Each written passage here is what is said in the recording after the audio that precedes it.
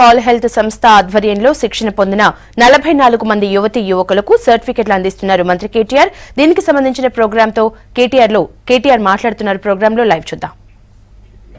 చాలా ఇప్పుడు ప్రభుత్వాలు చేయాల్సింది మేమందరం కూడా చేయాల్సింది వేదిక మీద కూర్చున్న అందరం కూడా life sciences sector skill development council chairman గారు కానీ రాష్ట్ర ప్రభుత్వం కానీ టాస్క్ కానీ కేంద్ర ప్రభుత్వం కానీ మేమందరం సిన్సియర్ గా చేస్తున్న ప్రయత్నం ఏమంటే ఈ అద్భుతమైన మానవ వనరులు హ్యూమన్ రిసోర్సెస్ ఏవైతే ఏ దేశంలో లేనంత గొప్పగా మన దేశంలో ఉన్నాయో వాటిని స్థానబెట్టి పదును పెట్టి మీకు మీ కాళ్ల మీద నిలబడే శక్తిని మీకు ఇవ్వగలిగితే దానికి మించింది ఏ ప్రభుత్వం చేయగలిగింది అంతకంటే ఇంకేమీ లేదు. మీకు ఆ కాన్ఫిడెన్స్ ఇవ్వడం, మీకు ఆత్మవిశ్వాసాన్ని ఇవ్వడం, ప్రపంచంతో ఇప్పుడే సతీష్ రెడ్డి గారు చెప్పారు, ప్రపంచంతో పోటీ పడే పౌరులుగా మిమ్మల్ని తయారు చేసే స్థాయికి మీకు నైపుణ్యాన్ని ఇవ్వాలంతే.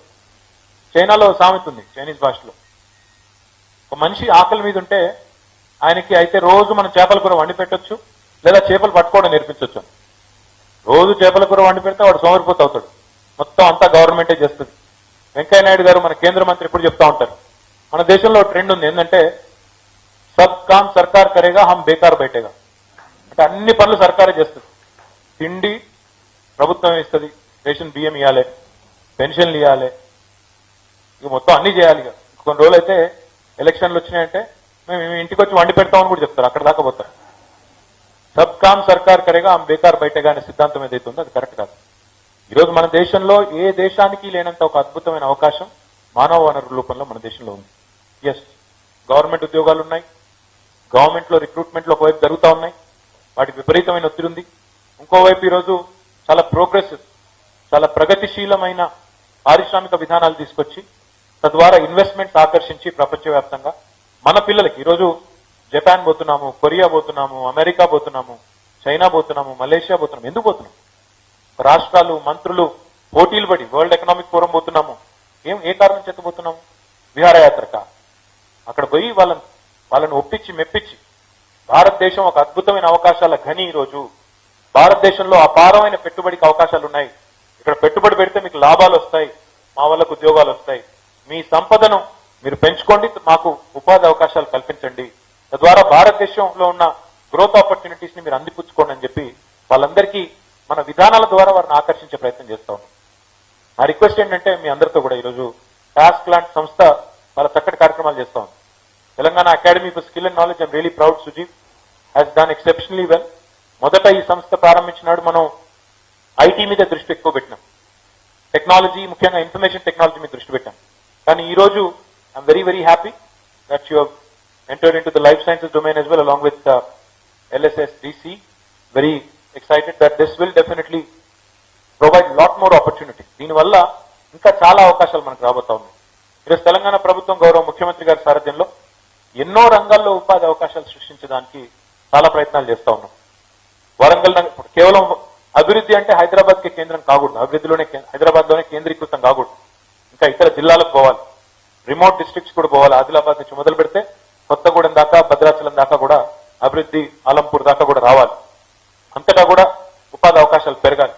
ఆ దృక్పథంతోనే ఈరోజు రిసోర్స్ మ్యాపింగ్ చేసి, అంటే ఏ జిల్లాలో ఉన్న రిసోర్సెస్ ఏంటి, అక్కడ ఇండస్ట్రీస్ ఏం పెట్టేదానికి అవకాశం ఉంది, అక్కడ పిల్లలు ఎవరున్నారు, వాళ్ళకుండే నైపుణ్యం ఏంటి, అదనంగా ఏం చేయాలి. అందుకే మొన్ననే కొత్తగూడెంలో ఒక టాస్క్ కేంద్రం కూడా తెరుద్దామని చెప్పేసి నిర్ణయం తీసుకున్నాము, కొత్తగూడెంలో పెట్టబోతా ఉన్నాం.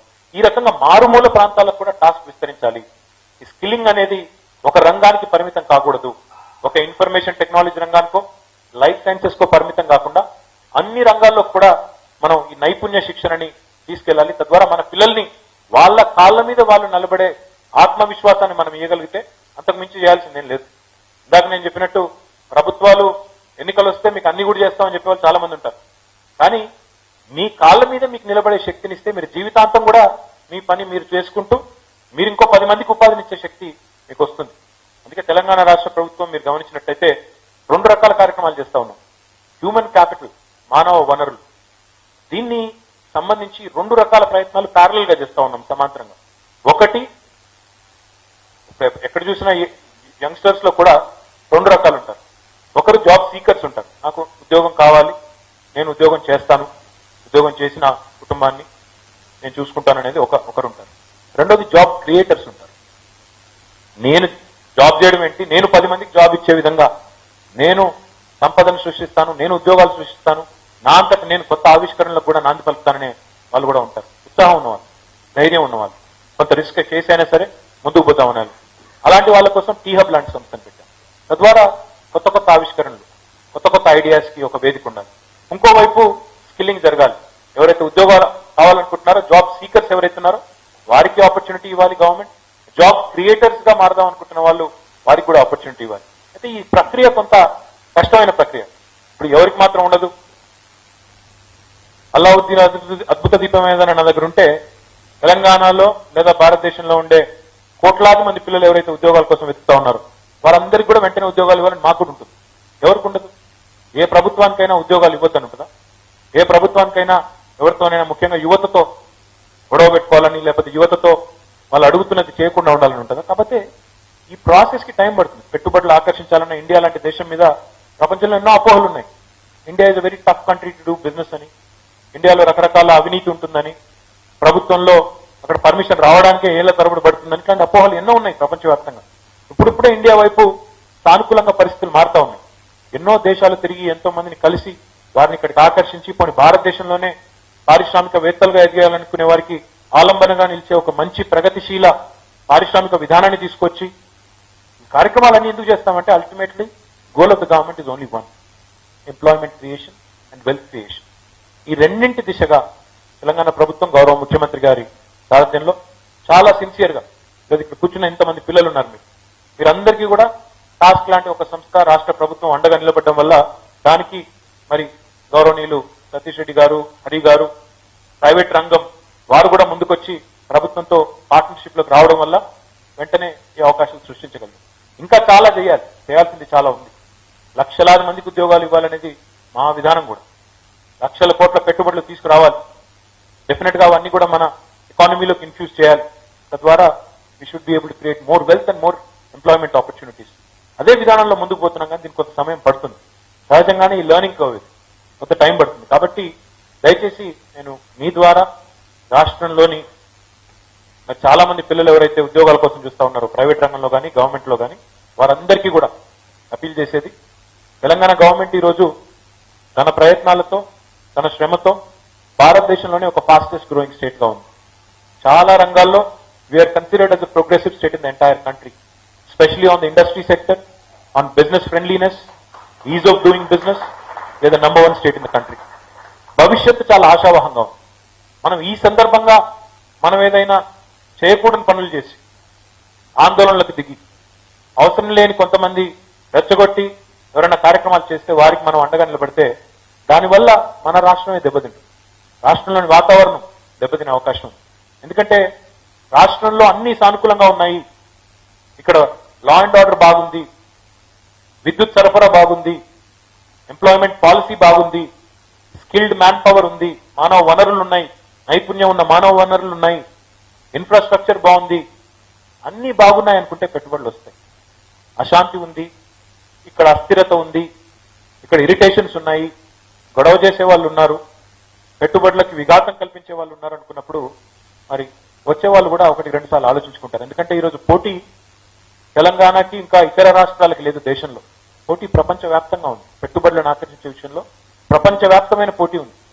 యాపిల్ అనే ఒక సంస్థ, యాపిల్ అంటే మన ఐఫోన్ తయారు చేసే సంస్థ మీకు తెలుసు, వాళ్ళు ఒక డెవలప్మెంట్ సెంటర్ పెట్టాలనుకున్నారు, టెక్నాలజీ డెవలప్మెంట్ సెంటర్. వారు కేవలం తెలంగాణని, బెంగళూరుని, హైదరాబాద్ని, బెంగళూరుని, చెన్నైని చూడలేదు. ప్రపంచంలోని 26 పట్టణాలను చూసుకున్నారు, బేరీజ్ వేసుకున్నారు. They compared and contrasted 26 cities across the world. అందులో అమెరికాలోని నగరాలు ఉన్నాయి, యూరోప్లోని నగరాలు ఉన్నాయి, ఏషియాలోని నగరాలు ఉన్నాయి. ఇవన్నీ చూసుకున్న తర్వాత భారతదేశం, అందులో ముఖ్యంగా హైదరాబాద్ అయితేనే బాగుంటుందన్న ఉద్దేశంతో ఇక్కడికి వచ్చి అమెరికా బయట అంత పెద్ద క్యాంపస్ పెట్టారు.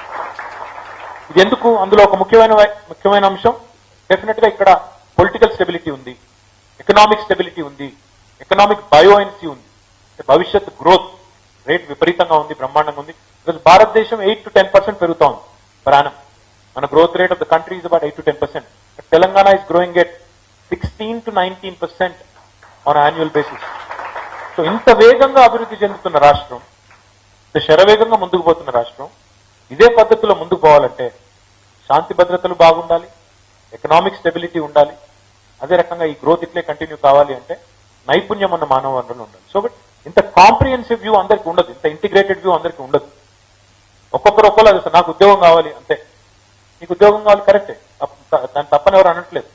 దానికి శ్రమ పడాల్సి ఉంటుంది. ఉన్న పరిస్థితుల్లో మొత్తం భారతదేశంలోనే తెలంగాణలో ఉన్న అవకాశాలు ఇంత బాగా ఉన్నాయనుకున్నప్పుడు, ఇంత బాగా ఎదుగుతుంది అనుకుని మనం చెప్తుంది కాదు, భారత ప్రభుత్వం చెబుతున్నప్పుడు దీన్ని చెడగొట్టే ప్రయత్నం మనం చేస్తే తద్వారా నష్టపోయేది అల్టిమేట్ గా రాష్ట్రమే తప్ప, నష్టపోయేది మనమే తప్ప, కేవలం కొంతమంది వ్యక్తులు లేదా కొంతమంది శక్తులు మనని రెచ్చగొడితే దానివల్ల నష్టం జరిగేది మనకే తప్ప ఇంకోరికి కాదనే వాస్తవాన్ని దయచేసి అందరూ కూడా గుర్తించాలి. మరి టాస్క్ తో నా విజ్ఞప్తి ఒకటే, task has to expand it's gambit even more.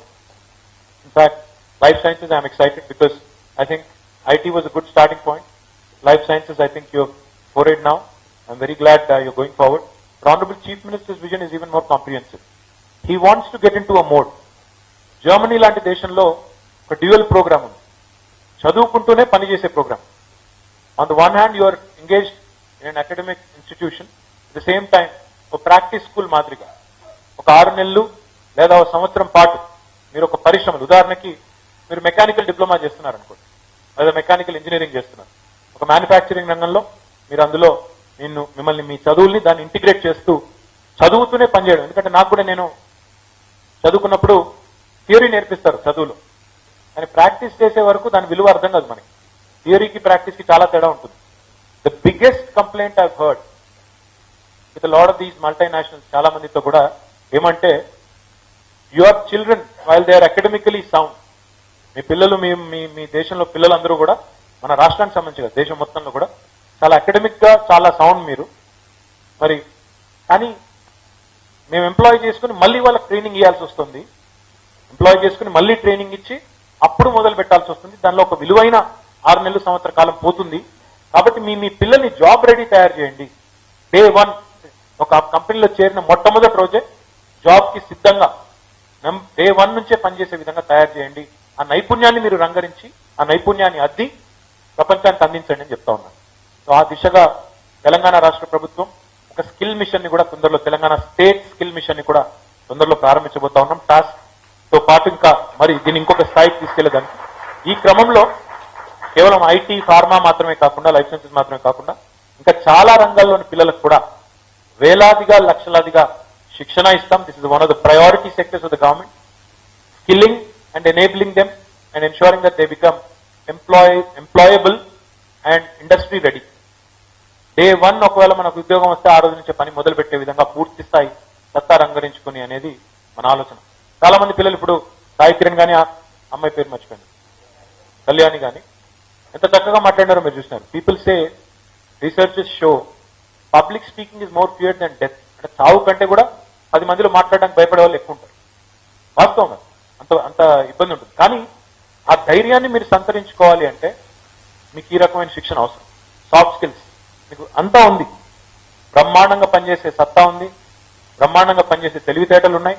మీకు ఇవ్వాల్సిందల్లా ఆ additional confidence, additional soft skills ఏవైతే కావాలో అవి ఇవ్వగలిగితే మీకున్న నాలెడ్జ్ ని మంచిగా ప్రజెంట్ చేయగలగడం, తద్వారా మనకి మంచి అవకాశాలు అందిపుచ్చుకునే ఒక అరుదైన అవకాశం ఏదైతే ఉందో దాన్ని చేద్దామన్న ఆలోచనలో మరి పెద్ద ఎత్తున ఈ టాస్క్ ద్వారా ముందుకు పోతా ఉన్నాం. దీనికి అదనంగా ఇందాక నేను చెప్పినట్టు తెలంగాణ స్టేట్ స్కిల్ మిషన్ కూడా రాబోతా ఉంది. సో నా విజ్ఞప్తి మీ అందరితో కూడా, many congratulations to all of you. We will be making more and more sectors. We'll try and cover more and more sectors through tasks. And also the Telangana State Skill Mission will also try and engage, will also try and ensure every nook and corner of Telangana, every child in Telangana, every youngster in Telangana is skilled, is made job ready, and simultaneously we'll continue to work on seeking investments.